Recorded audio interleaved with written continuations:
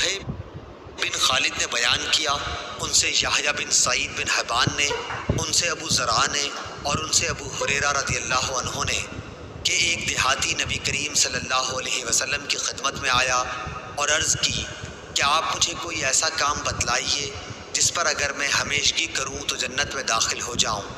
آپ نے فرمایا کہ اللہ کی عبادت کر، اس کا کسی کو شریک نہ ٹھہرا، فرض نماز قائم کر، فرض زکوٰۃ دے، اور رمضان کے روزے رکھ۔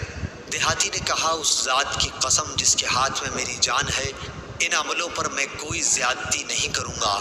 جب وہ پیٹھ موڑ کر جانے لگا تو نبی کریم صلی اللہ علیہ وسلم نے فرمایا کہ اگر کوئی ایسے شخص کو دیکھنا چاہے جو جنت والوں میں سے ہو تو وہ اس شخص کو دیکھ لے۔